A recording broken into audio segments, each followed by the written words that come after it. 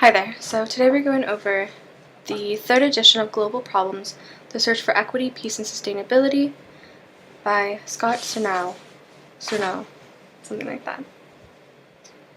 And you can follow along what I'm reading from this textbook, which I got from Chegg. You can also get the section I'm going to cover, which is chapter 1 right now, and that's class. And that is chapter 1, which is part of part 1. You can download this if you look up Global Problems by Sernau PowerPoint, it'll pop up.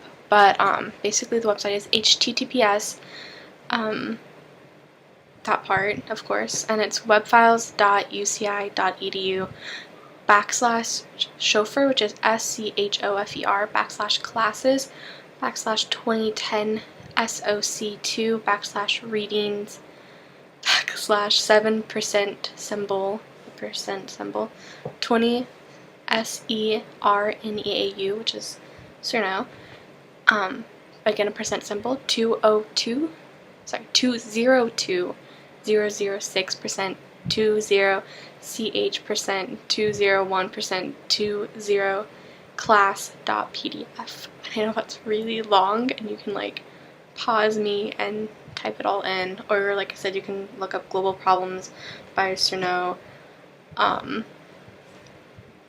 PowerPoint in Google or whatever search engine. I just used Google, and you'll see it come up as webfiles.uci.edu chauffeur, which is, I'm assuming, their teacher who posted this, and it's all copied there, and you can get all the, I believe just chapter 1 is there, but they might have the entire textbook, I don't know. But yeah, so hopefully that helps. And so let's get to the actual textbook instead of me blathering on about how you can get this for free, which you should not be doing. You can also always rent it from your college or high school, probably. It's a college textbook, so you should probably be in college, but anyway, let's get to it. Alrighty, there's an introduction, which is very interesting, and it gets you to current times, because it's global anthropology, modern sociology, whatever. And so part 1 is called Seeking an Equitable World, Issues of Inequality. So of course, chapter 1 is Class, a World of Rich and Poor. And I think actually a lot of the photos are by the author, or at least this photo is. But he talks about inequalities between and among nations, and the gaps in wealth and the distribution of wealth, and basically in the first table, 1.1, is international comparisons in income and well-being, and with very high human development is Norway, Australia, New Zealand, and then 4th is United States. And it shows the Human Development Index for 2010, the life expectancy at birth of 2010, which for the United States, the human birth expectancy is 79.6 years. The mean years of schooling is 12.4, and etc. And it shows inequality within countries. So for the United States, 40.8%, and then it shows the world billionaires, and at 1 in 2010 was Warren Buffett, who is 77, worth $62 billion, and is from the U.S. and lives in the U.S. And then the next was from Mexico. United States is 3rd, then UK, and etc. There's like quite a few US people, but it's actually international, which is interesting. And so I'm going to read you the parts that I highlighted. So like if you're just doing a quick study up, these are probably really important points to know and to have memorized. So political economy examines the relationship of the political state and the economy, both national and international. And Adam Smith, which is particularly related to this because he's a British analyst, and he came from a group of philosophers who were known as utilitarians, or utilitarians, however you pronounce it. They're very practical-minded people who saw the essence of morality as gaining the greatest good for the greatest number. They believed the way to do this was to allow people to freely pursue their own personal gains. Some might say even selfish gains, with as little restraint as possible. And then, of course, there's laissez-faire. The best government would let capitalists, merchants, and workers pursue their own goals without interference. And then early conservatives and liberals. And then neoliberals and neoliberalism. And then, of course, you cover libertarians and neoclassical economics, which is the economic vision of the early utilitarians. And then you go on to Karl Marx, and these are the points he had: a growing divide between owners and workers, with feudalism and serfs, a continual crisis of profits for owners, workers driven to the level of subsistence is what I meant, greater solidarity and class consciousness among workers. And then he had a system of pure communism, mostly. And then you have privatization, third way economics of Great Britain's Labour Party, an approach that was championed by former Prime Minister Tony Blair when he took office in 1997. And then neo-social, embracing smaller government and freer markets, and state socialist systems like China and Russia. And then here is figure 1.2, which is a child poverty before and after government intervention. And in Denmark, after taxes, it was 2.4% of children living below national poverty line. Before taxes is 11.8.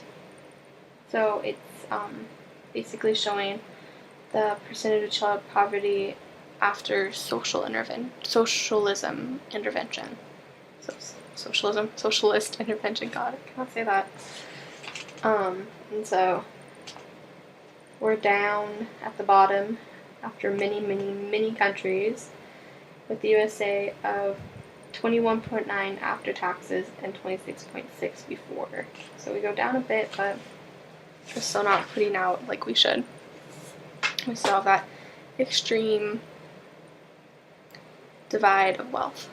So, division of wealth. So, alright. And then we continue on to modernization theory, is that poverty is the basic condition of humanity. And people have always been poor and old, age. This is that we're born hungry, naked, and crying, and it goes downhill from there. So, some people think that way. And points are: nations today need modern technology, developed nations need modern ideas, developing nations need modern institutions, and what came to define the free world: dependency theories. Dependency theorists acknowledged that the Western world, or the First World, did bring many things to the poor nations of the Third World, but that most of them were negative and destructive. So they're kind of saying that it caused dependency. And dependency brought exploitation. Dependency also brought domination. Dependency brought distortion. And then it continues on to world systems theories. Neolithic revolution. So you can look up these terms in the text. You can read the text, or you can Google them if you like to get a more well-rounded understanding of what these mean. And the culture of poverty emerged in poor communities and capitalist societies. This culture stressed fatalism, living for the day rather than planning for the future. And then the world now faces market conundrums that have long vexed national societies. And so in chapter 1, and these are the key ideas. The world faces a double divide. Income inequalities are vast between nations, and the gap between rich and poor has grown rapidly within most nations. The perspective that draws on the work of Adam Smith, variously known as neoliberalism, neoclassical economics, or free market economics, stresses the importance of free trade among nations and of reducing government interference in domestic markets. Karl Marx developed an approach to understanding history that is based on conflict between social classes. Marx contended that capitalism takes this conflict to new intensity and a struggle between owners and workers, and that workers' rights could only be fully secured if there is collective control of the means of production. Modernization theory contends that low-income countries need modern ideas, technology, and institutions. Dependency and world systems theory contends that poor countries face exploitation, domination, and economic distortions resulting from their dependence on rich countries. Globalization is radically altering the world economic system. Global interconnections are affording new opportunities to some. Global markets can increase the revenues of large corporations while at the same time forcing wages down due to increased labor competition and can increase global inequalities. Researchers, policy analysts, and activists from many backgrounds are seeking new ways to harness the forces of globalization to achieve broad-based, equitable economic development that addresses human needs. So basically saying, for review and discussion, what are the major causes of the double divide between and among nations? What factors are emphasized by dependency and world system theorists, by modernization theorists, and by neoclassical economics? Should we be more concerned by the gap in wealth between nations, or the growing gap within many nations? Are the causes of these two types of inequalities the same? Look closely at the UN Millennium Development Goals. Do these make sense of the world's priorities? Are there other things you would want to include? Do you believe these are attainable by 2015? What are the most urgent actions that need to be taken? And so the UN Millennium Development Goals are table 1.3. And basically they say reduce extreme poverty by half.